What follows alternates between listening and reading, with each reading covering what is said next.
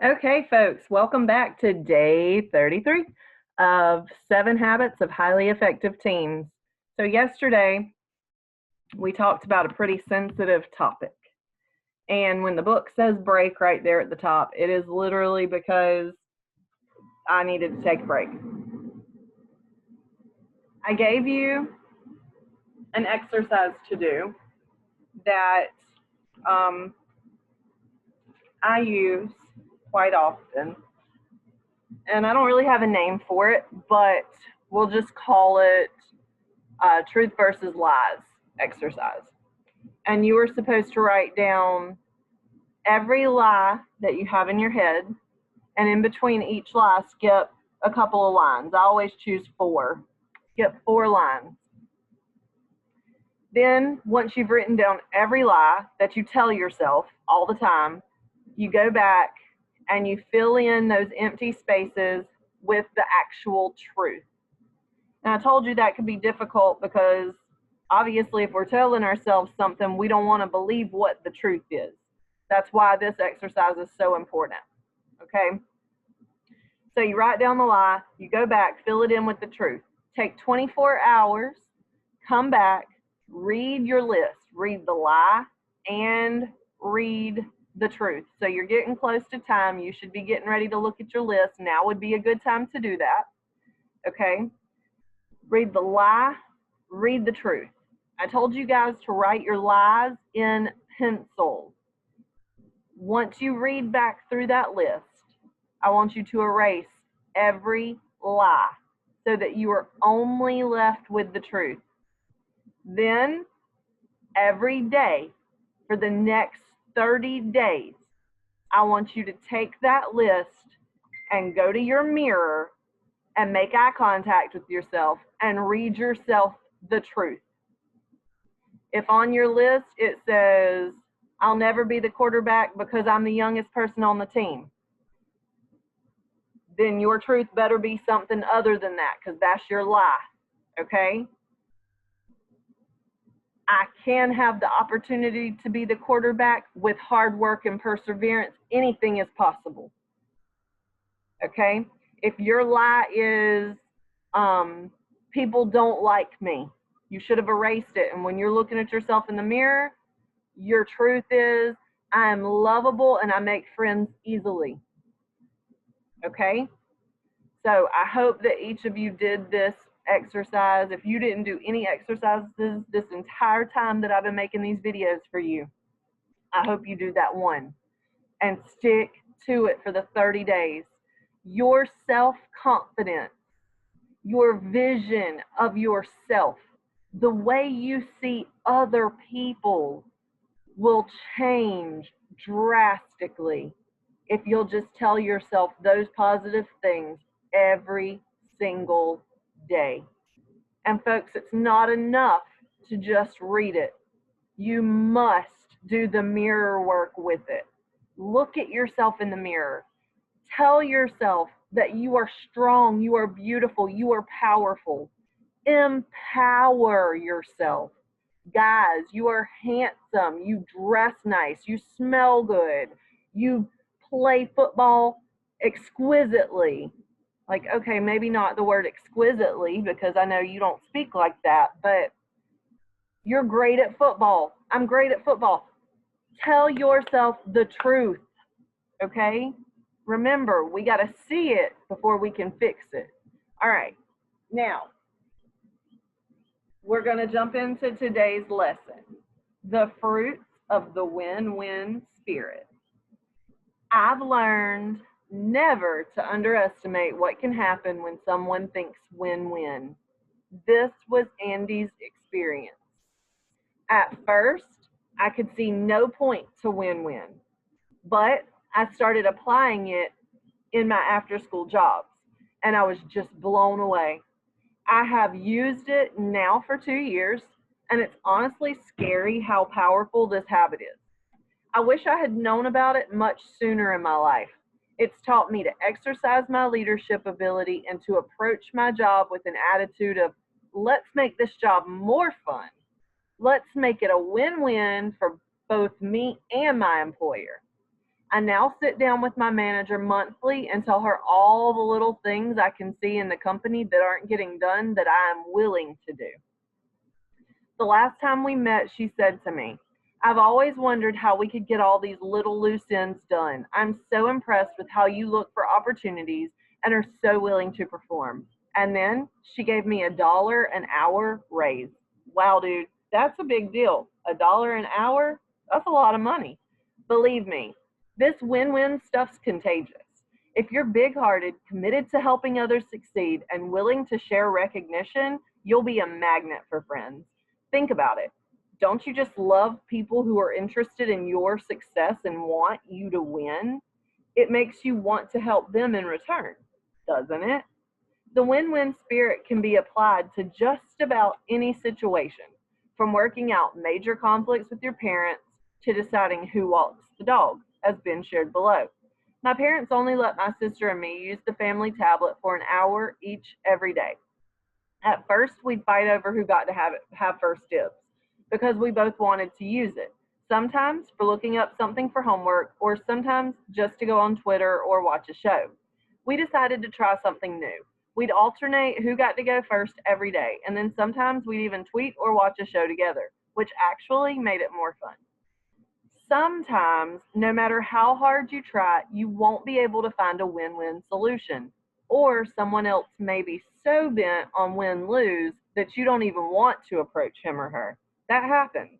In these situations, don't get ugly yourself and go win lose, or get stepped on and go lose win. Instead, go for win win or no deal. In other words, if you can't find a solution that works for both of you, decide not to play. No deal.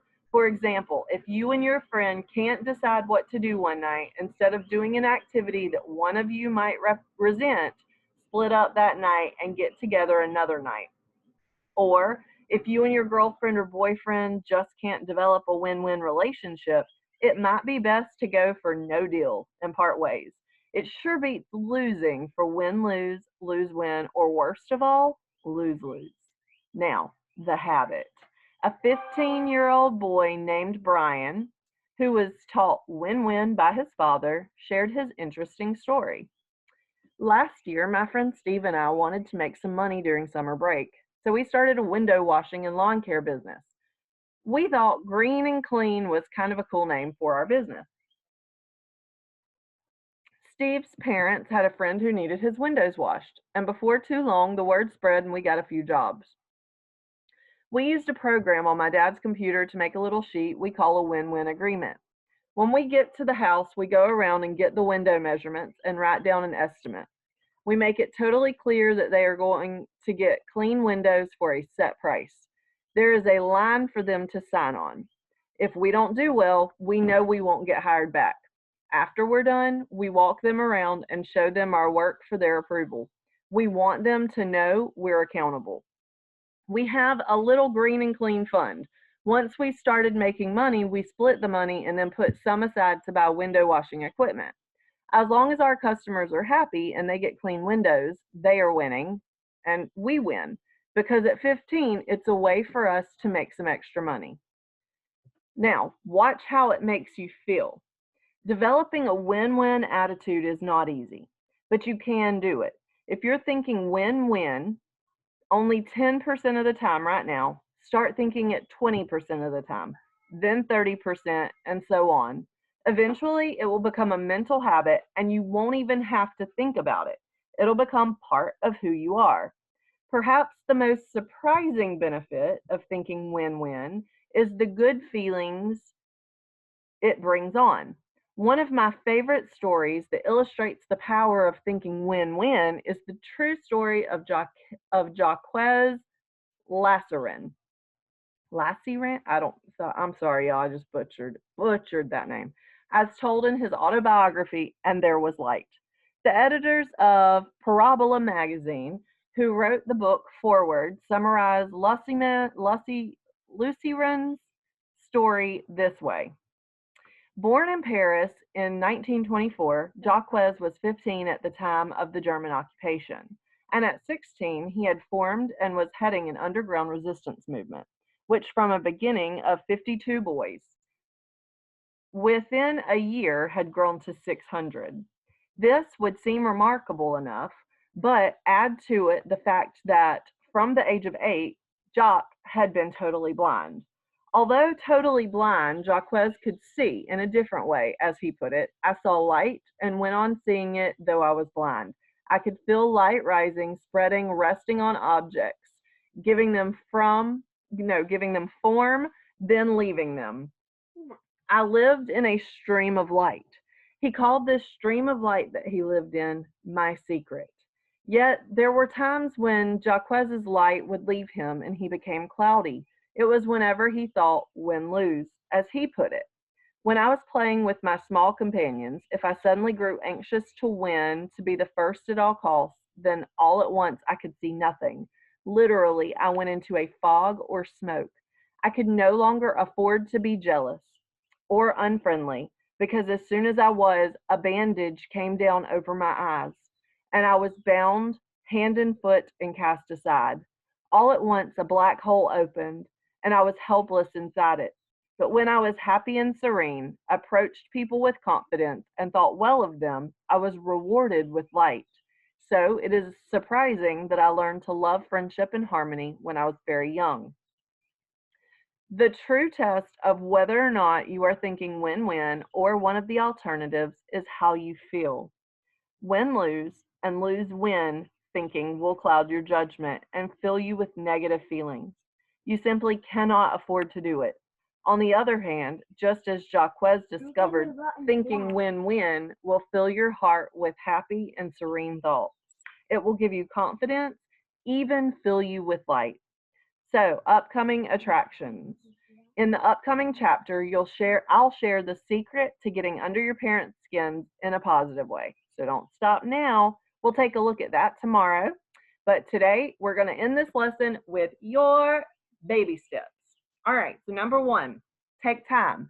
Pinpoint the area of your life where you struggle with comparisons. Write them down. Clothes, physical features, friends, attention from boys and girls, talents, and anything else you can think of. Write them down.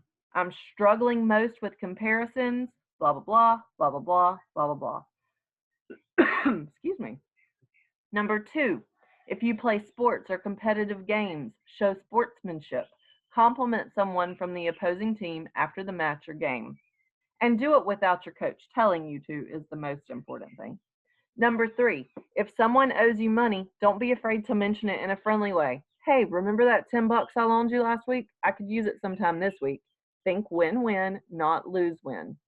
4, without caring whether you win or lose, play a game with others just for the fun of it.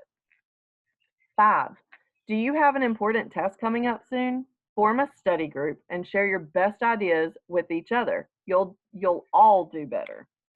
6, the next time someone close to you succeeds, be genuinely happy for them instead of feeling kind of jealous it didn't happen to you. Compliment them. Number 7, think about your general attitude toward life. Is it based on win-lose, lose-win, lose-lose, or win-win thinking? Write it down. How is that attitude affecting you? Number 8, think of a person who you feel is a model of win-win. What is it about this person you admire? Write down the person's name and what you admire about them. And hey, you know what? It might not even hurt to write them a letter and tell them what you admire about them. Everybody likes to feel good about themselves, right? I'm just saying that's like a deposit for your personal bank account right there. Boom, boom, cha-ching. All right, and last but not least, number 9, are you a lose-win relationship with a member of the opposite sex? If you are, then decide what must happen to make it a win for you. Otherwise, go for no deal and get out of that toxic relationship. Okay, hope you've enjoyed this section of the book. Like I said, tomorrow we'll be moving on, talking about some ways you can win with your parents. You will not want to miss it. I will catch you on the flip side. Toodle-doo, my friends.